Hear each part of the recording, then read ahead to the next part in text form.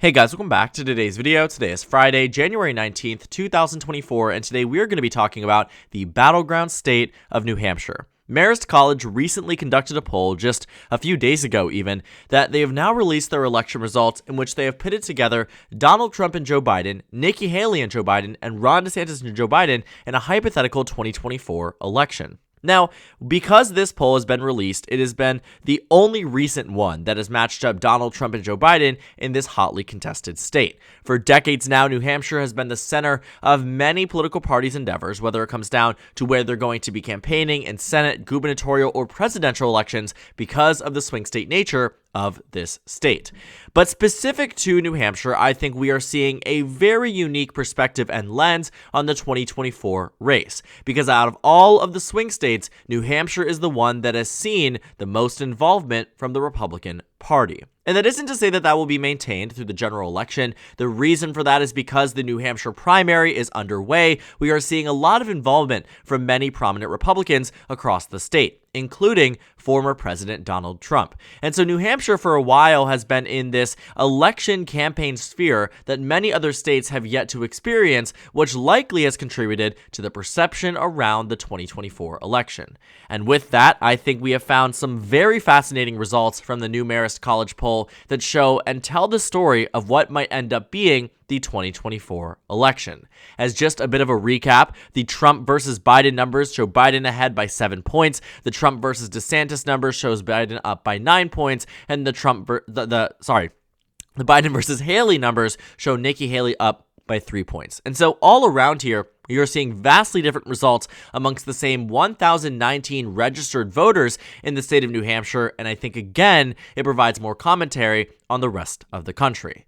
And because New Hampshire is a state that has been experiencing the Republican primary for quite some time now, I think it's no secret that they widely are in touch in a way that other states are not. Because this has been the case of an early primary state, the voter knowledge here on average is significantly higher in terms of numbers that recognize candidates and believe candidates to eventually be the nominee. And the reason why that is so important is because to the remainder of the country, the Trump versus Biden rematch is something that is less founded in reality and more in media sensationalism. What I mean by that is the average voter in America might be aware that Biden and Trump are running and are the favorites for their respective party nominations, but aren't sure if it's solidified in Donald Trump or Joe Biden being their party nominees. For instance, there are polls out there, many of which you can find in general election data, that show just around 60% of voters believe that we're on track for Donald Trump to be the Republican nominee. Now, obviously, if you're watching this video or if you're in touch with the Republican primary, you generally know that Donald Trump is absolutely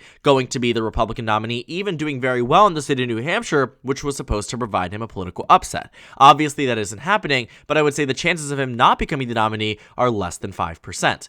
Ditto for President Biden. And so I think that as we get closer to an election in which you see Trump versus Biden actually founded in basis of nomination and actual perception from the average voter here, I think that's when you start to see polling numbers that are more representative of the general public. Right now, we have around 15 to 20% of voters out there saying that they're undecided. They aren't undecided. I think there's a huge chunk of them that simply don't want to decide. But when faced up against the two choices, it becomes a lesser of two evils situation, which I think New Hampshire has very much acknowledged and understood, which is why their number shows significantly less undecided than their past few polls that put them in trickier positions. And so I think it provides additional commentary, again, for the rest of the country and the future of this election cycle. And so what I'm hyper-focused on is this Trump versus Biden number that shows Biden winning by 7 percentage points. And the reason for that is because if we do a little bit of a trip down memory lane, we will find that back in 2020, Joe Biden won the state with roughly similar proportions. He received 52.7% of the vote in 2020, and Donald Trump received 45.4%. Again, a reminder on those numbers, Joe Biden is predicted to get 52% to Donald Trump's 45%. A difference of 7.3% in 2020, a difference of 7% in 2024. And so while this might be something that you're saying, okay, you know what, Ethan, there's one slight movement and it's in favor of Donald Trump, but that's really not a movement at all because the polls don't get that specific. But why am I hyper-analyzing this? Well, one, I want to say that me extrapolating this to the rest of the country is for a thought experiment. This is to sort of explain what we're seeing, what my analysis is on the rest of the country, and what the rest of the polls might be indicating, or what we might expect to see months down the line. This is not something that I would say is definite or absolute, but it is more my understanding of the New Hampshire numbers and what they might mean. Second, I think that based on these numbers today, we are looking at polls in a state that is much smaller than states like Michigan, Pennsylvania, Wisconsin, Florida, North Carolina, right? I think the voter information and the campaign presence in the state of New Hampshire has just made this state more hyper aware of what we are looking at in terms of a general election matchup or potential general election matchups. And so I think when we take a look at these numbers, I caution in saying that it is not an absolute that this would translate to the rest of the country. New Hampshire does not look like the rest of the country. It often does not vote like the rest of the country. But there are certainly takeaways that we can take from Marist College's poll here, ones that I think could be very applicable, but time will tell. And I encourage you to, give me grace on that part, but also to watch to see if my predictions or what we are seeing now ends up being true in months down the line. But back to this point of New Hampshire, this near identical amount of voting result in the state doesn't match near identical numbers in the general election polls. Right now, Donald Trump is leading Joe Biden by a margin of around 2 percentage points. In 2020, it was a very different story. On election day, Joe Biden led Donald Trump by 8 points nationwide. And so what is a 10-point swing between 2020 and 2024, it is very hard to understand how New Hampshire could be in a reality in which the margins are the exact same.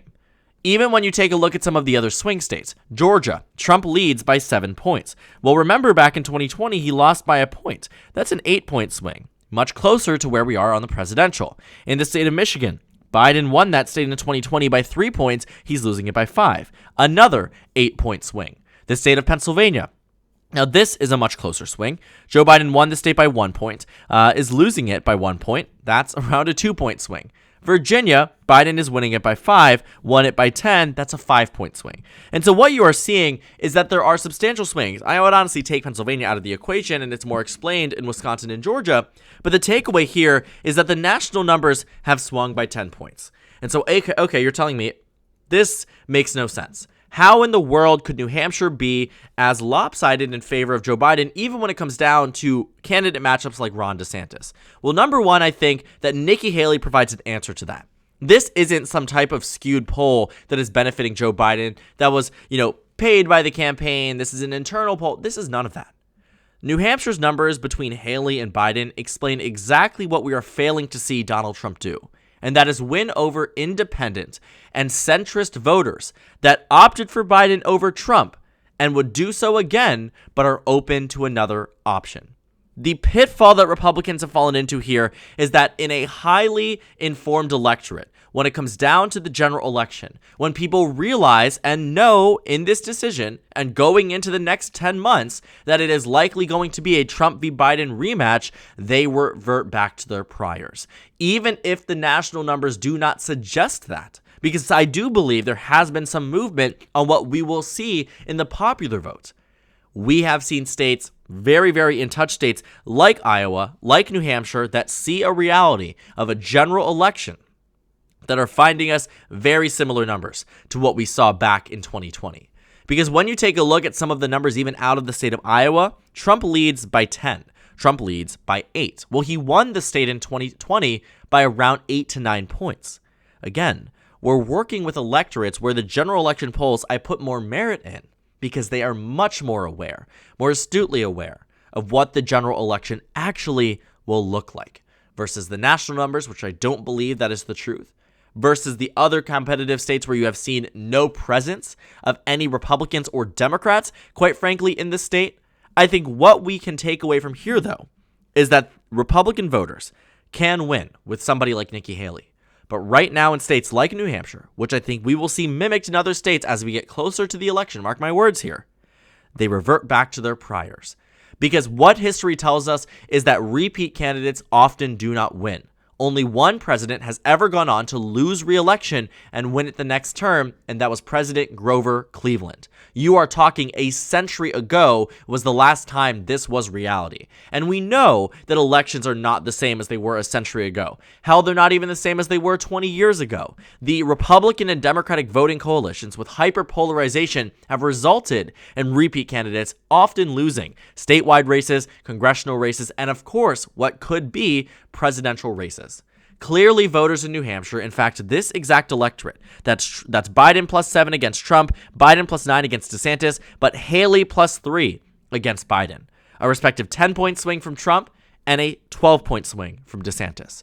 And so when I see those things, I know that this is indicative of the rest of the country, because the rest of the country is amenable to change. They are fine with somebody else besides Biden. But when it's Trump light, i.e. DeSantis, that goes out of the window. And so when I take a look at some of these battleground states, I now call into question Joe Biden's number at 41%. Let's be real. Joe Biden's not getting just 41% of the vote in a state that just elected Gretchen Whitmer by 11 points, just ushered in a Democratic trifecta for the first time in 40 years. Give me a break.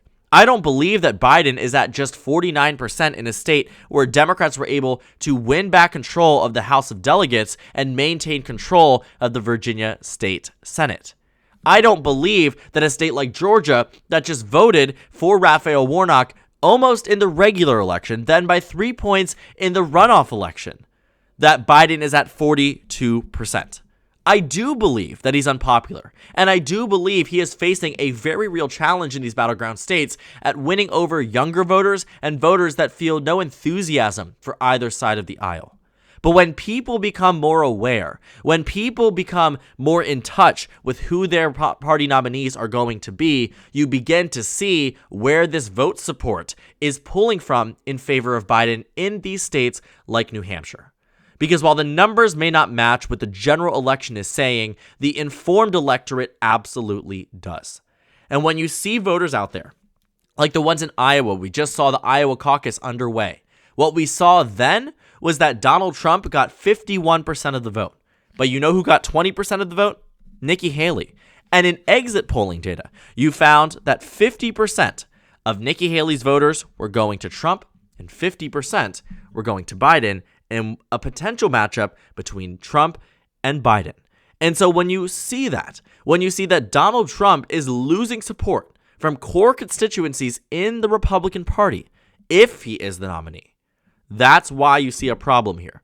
Because for a long time, and even now, to the average American, it is an if. There is still a primary going on. Dean Phillips is still running. Marianne Williamson is still running. Joe Biden is still running.